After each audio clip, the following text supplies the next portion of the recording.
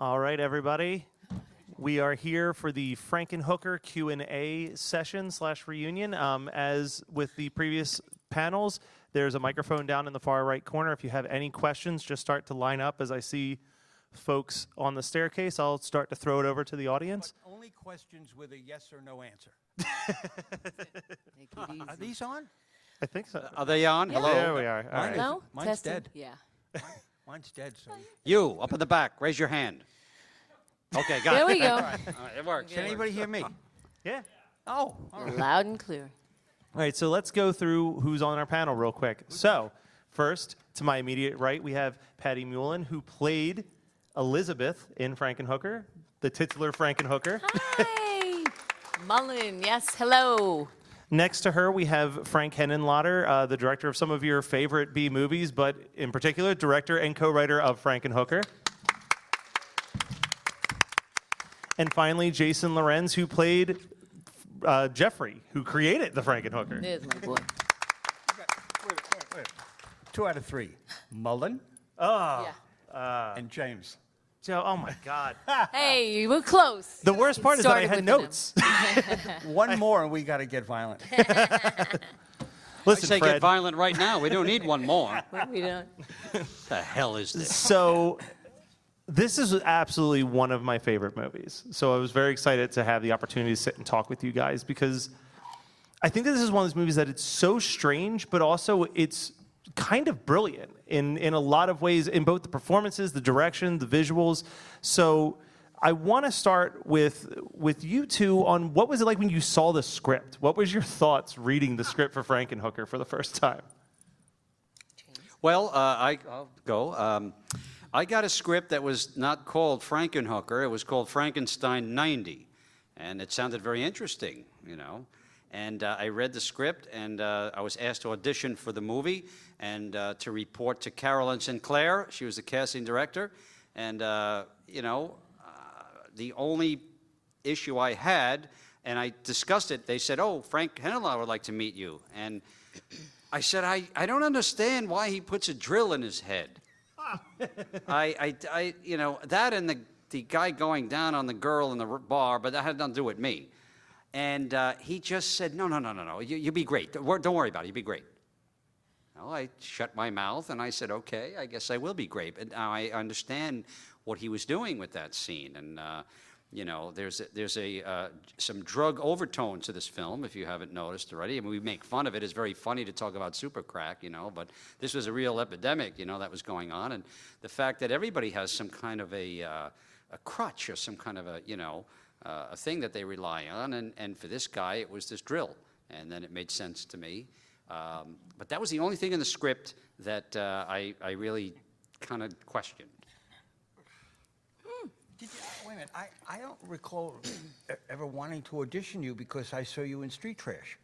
Well, no, but you still have to go through the right channels, and Oh, God, I had all to right. go, Because yeah. I thought, no. I just, you know, I told you, when James had a small part in Street Trash, and I saw an early, I don't think I saw a cut of the film. I think Jim Muro, the director, was showing select scenes from it. I think they were still trying to raise some funds to finish it. And I saw I saw a chunk of footage of you. And after the screening, I said to Jimmy Jason. Muro, yeah. Jason. I said, hey, you got nothing to worry about this film. I said, the guy in the lead is hilarious. And I said, the scenes where he's doing, and he goes, oh, that's not the lead. And I said, well, make him the lead, because that's your movie, you know. And you told me he did add some scenes, huh? Yes, he did. Well, I didn't realize you had input in that. I got a phone call once. I was living on 83rd in Amsterdam in New York City. I had a red telephone. The phone rang. Hello? And I heard, hello, this is Frank Henenlotter. I'm working on a film, and I'd like to use you in it. I'll call you as soon as things, you know, progress. And he hung up. And a year later, Really? I never heard from him again. true? A Yes, you year did. You called later. me and said that. I remember that. What do I know? Weird. I got the script right at the same time as I met Frank, who had. Frank has incredible energy Not were anymore. so excited. You were so excited, though. We're going to do this and we're going to do that. We got these hookers. They're going to blow up. You're going to do this. And I was like, wow, this sounds so cool. But I didn't see any of his other movies. So I went out right away and got every single Frank Henenlotter thing I can find. And you still agreed to do it? Then I was really excited. I was like, wow, this is something that's going to be really great for me to be a part of. See, every model that was coming in looked like a model, looked like a pinup. And when I was told you were going to stop by and that you were about your association with Penthouse, I thought, oh Christ, it's not what I want, but I'll meet with her anyway. And you walked in and you looked like the girl next door. That's what I wanted. I wanted that, and then I also knew that now from your background, you would understand the transformation. Right, you know. right. So it was great. It And worked the only directing I ever gave Patty was make a funny face. That was it, and she did that. That was it. That's the end of all directing. Now, for you, Frank, I know you talked about it last night when we did the commentary, and you've talked about it on other commentaries, but in case anyone hasn't heard the story, how did Frankenhooker come to be? Because I believe it was on the fly, right? Yeah, completely. It was. I had another script that I had sent to Jim Glickenhaus called Insect City, and it was a really bizarre one. And as he said, Frank, I love the script, but it's just too.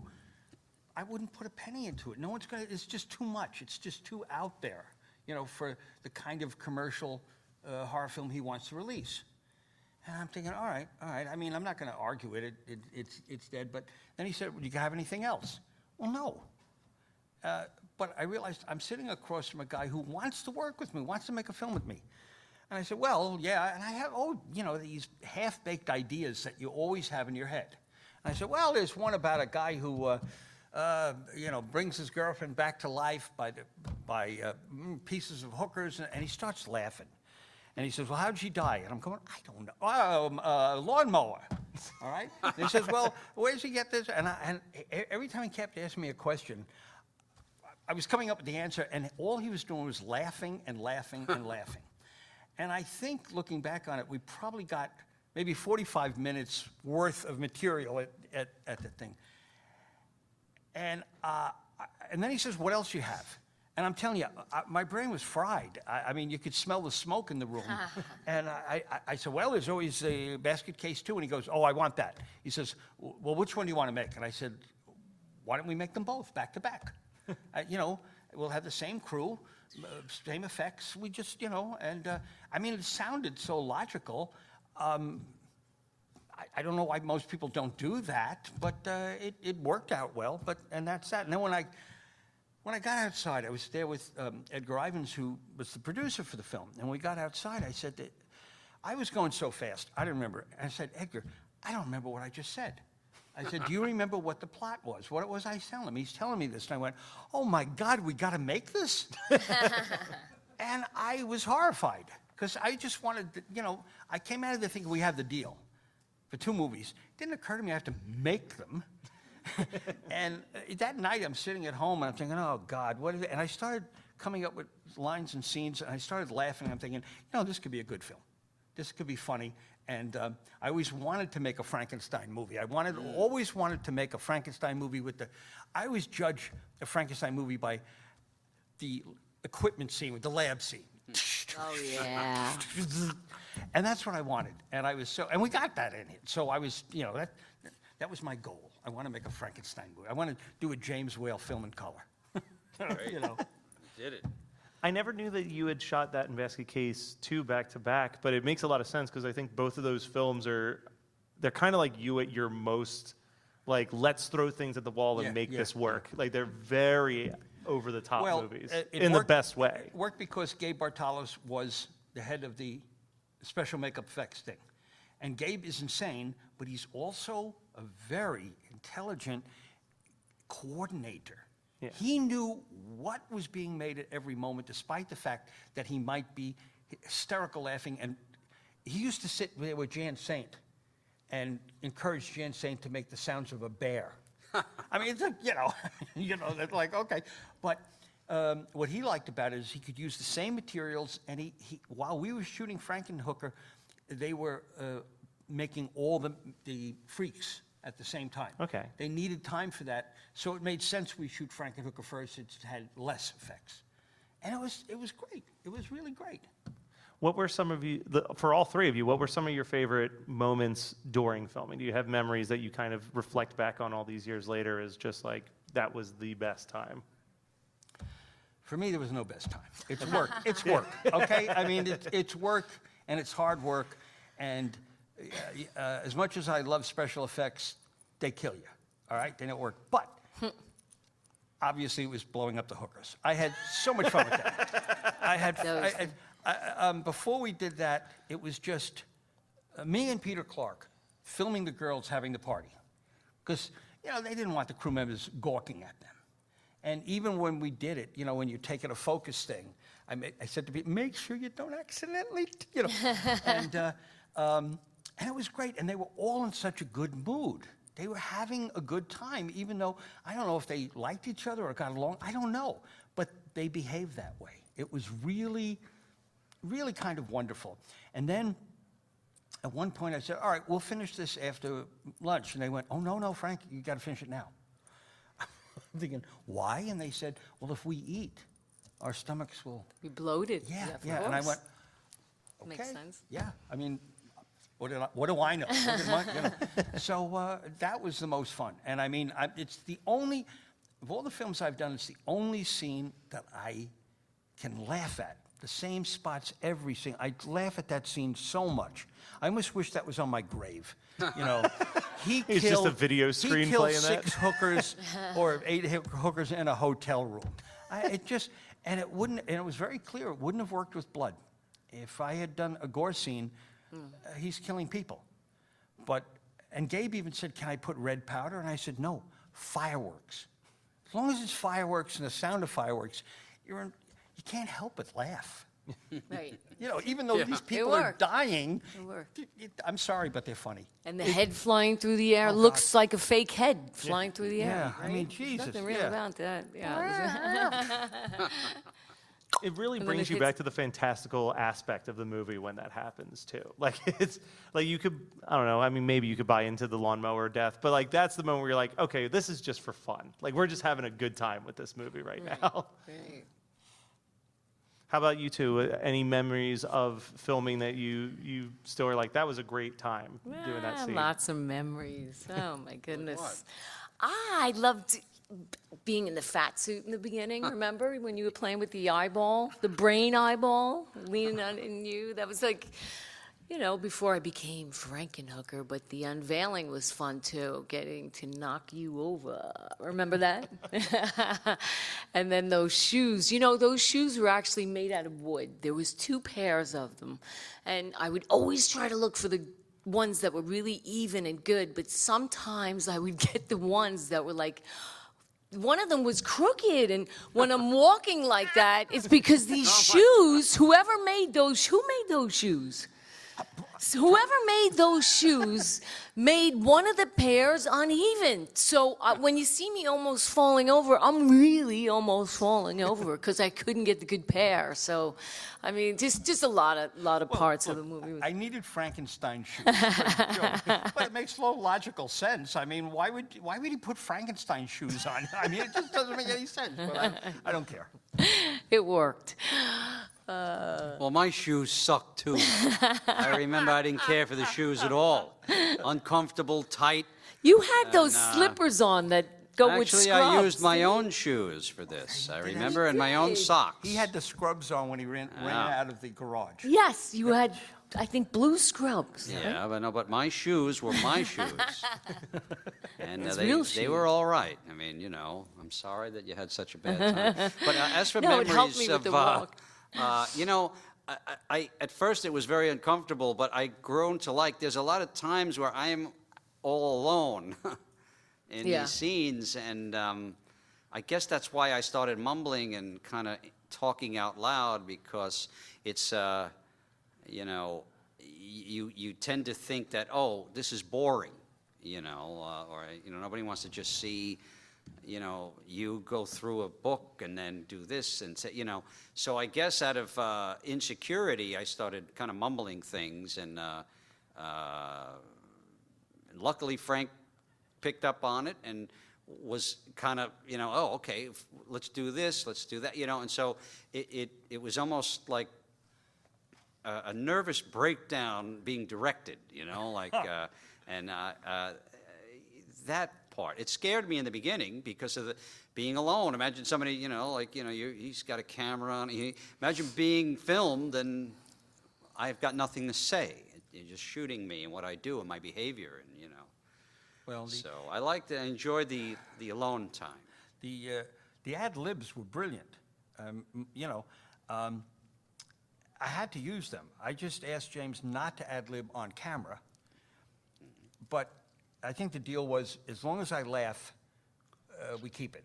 Yeah, And I it was constantly very laugh. carefully orchestrated. Yeah, This was not made up, meaning Yeah, well, we would throw a few things out.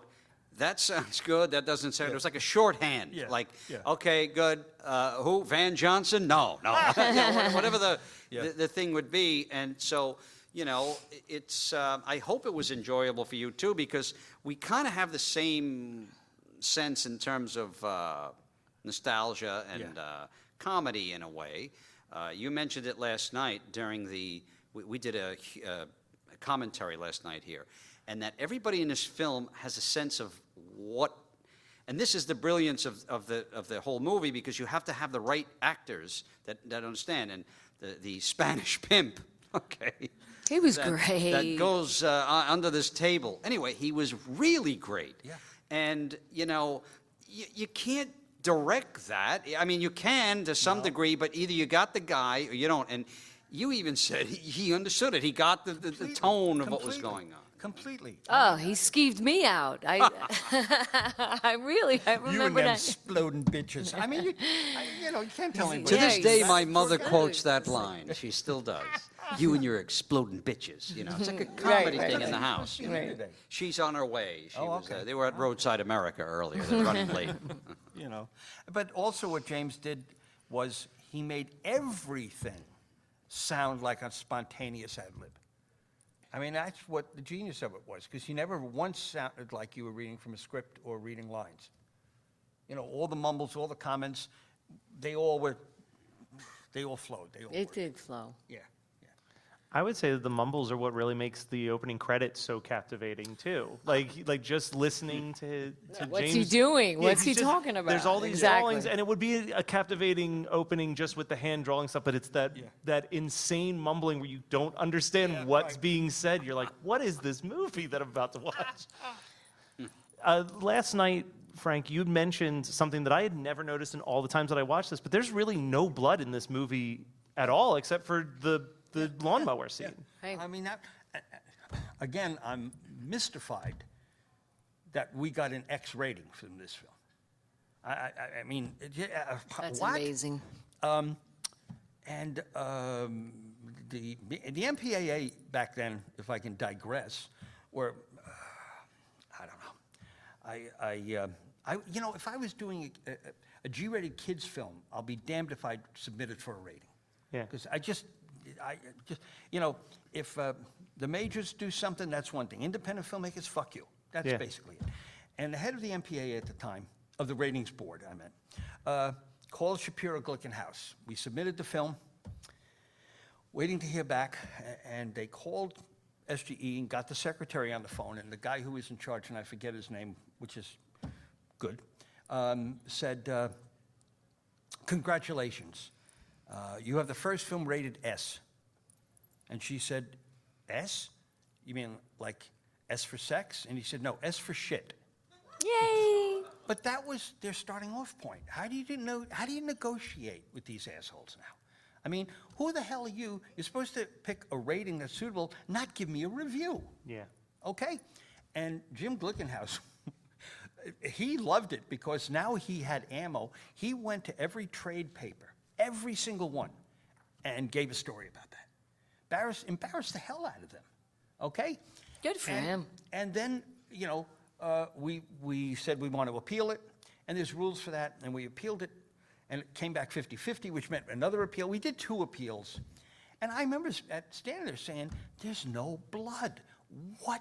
There's fireworks. How could you be offended by this? But the idiot logic of them is like, okay, let's say we wanted an R rating. We show 6 hookers exploding. Cut 2. So you're saying 4 are acceptable? So you're saying, oh, we can destroy a human being 4 times and make them explode, but 2 more Knives. is offensive. Six. Now, if we had said to them, we have 4, they'd say cut 2. Yeah. I mean, it's ridiculous.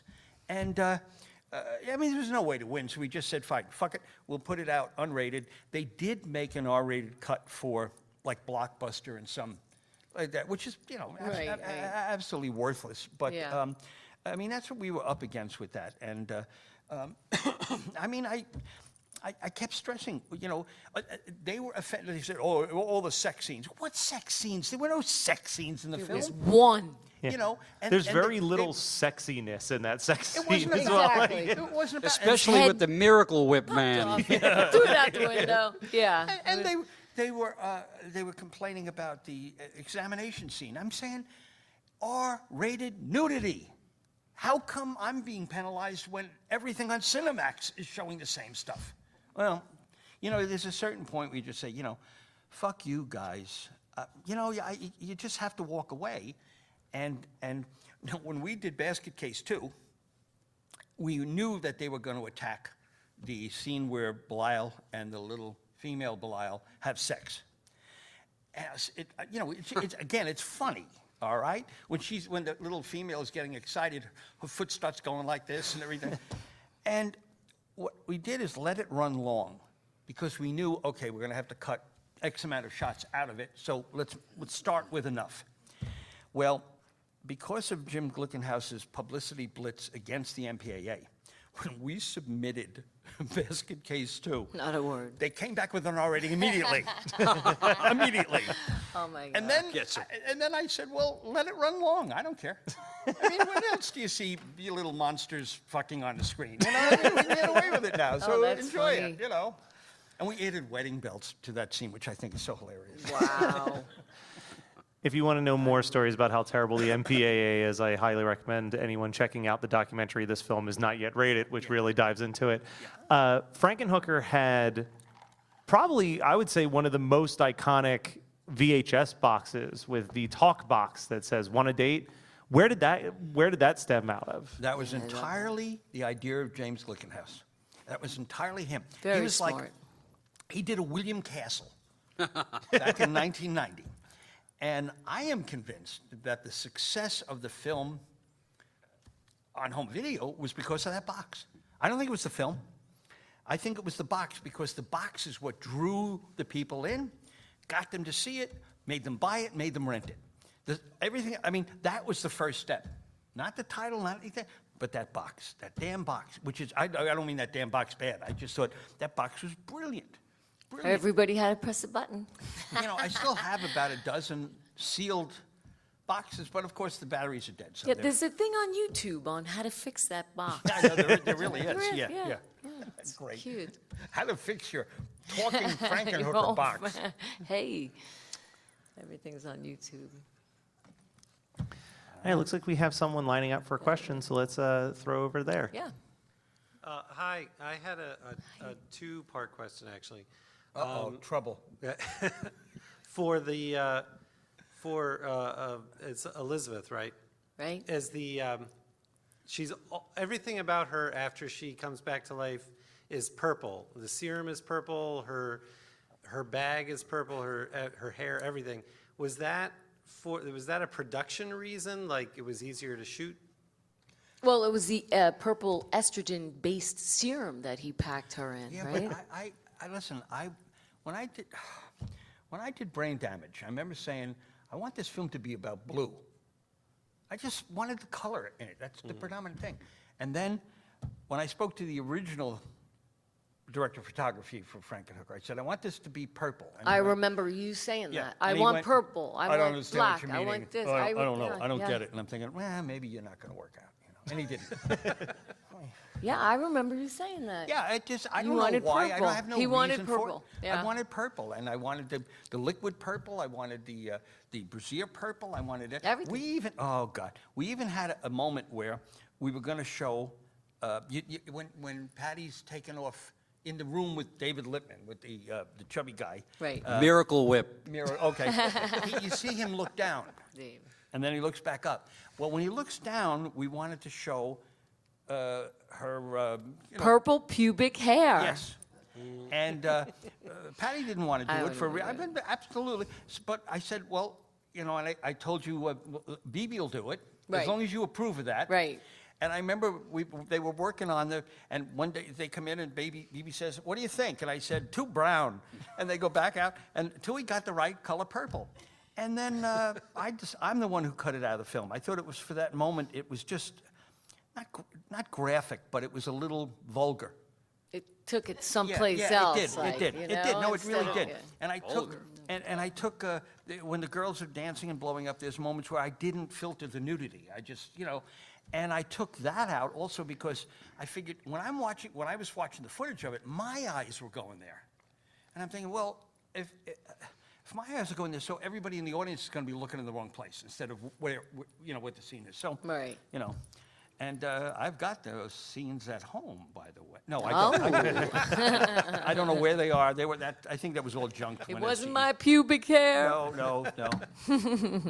And I told you. I said to you, you have to approve it. Right? I remember. Yeah. What about my pubic hair? Yeah, no, How does that- yeah, how did we that didn't wanna fit see in? that. I mean, I wasn't. I was told this film was going to be orange, not purple. You said you had a second question? Yeah, the second question was when Franken is screwing himself all up to get the ideas. Was that a commentary on like intellectualism or something like that? Because he has to damage himself to become smarter. You mean when he has the drill in his head Yeah, and he's yeah. coming up with this idea of kidnapping stewardesses? Right. Yeah. It's a Yeah, release. yes. I mean, well, when you say intellectualism, this guy is practically smart, but I don't think he's socially aware. And Right. So when this drill goes into his head, it forces him to come out with this silly idea, which was in the script, by the way. All of that is part of the script. Get some stewardesses, and I'll tie them up. I can get, so. How do you make that believable and also have a drill in your head? That was the conundrum.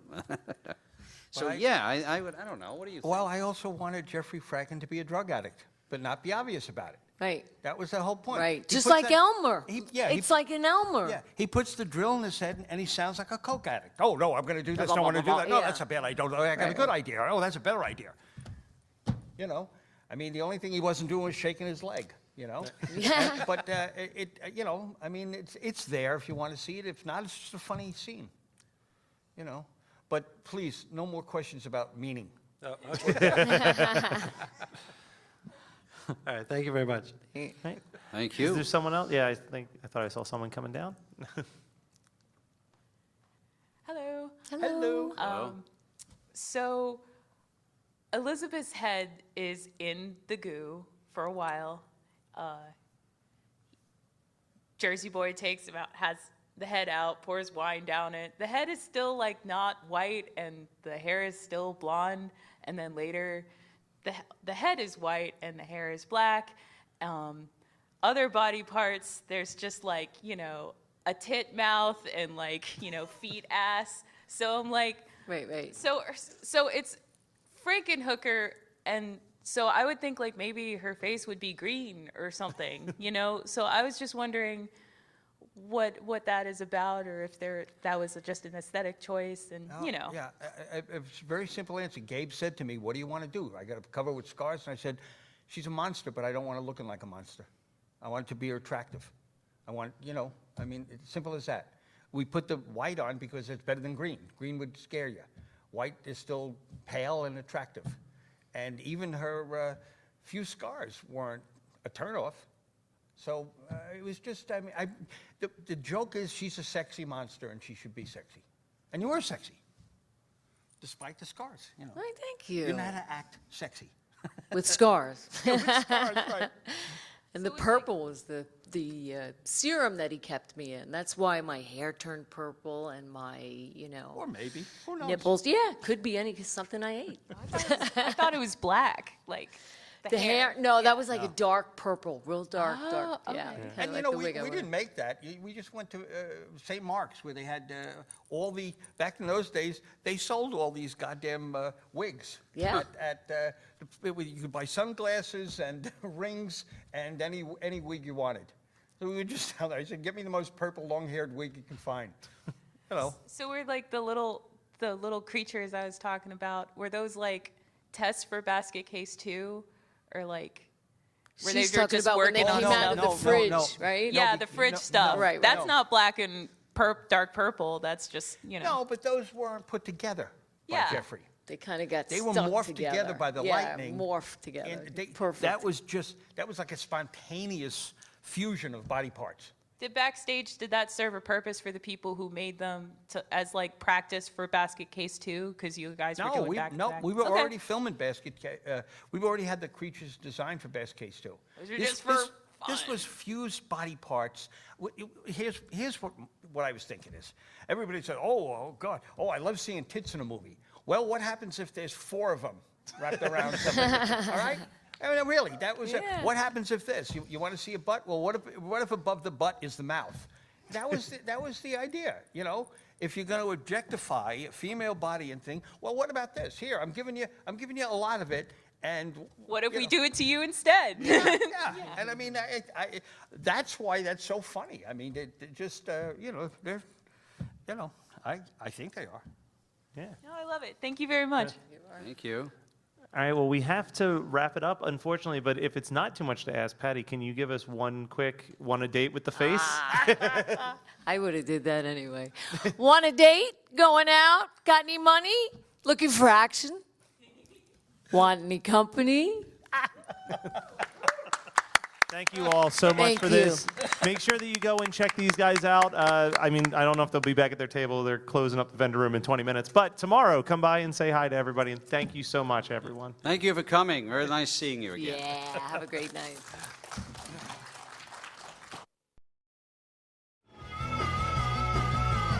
You're listening to the Geekscape Network.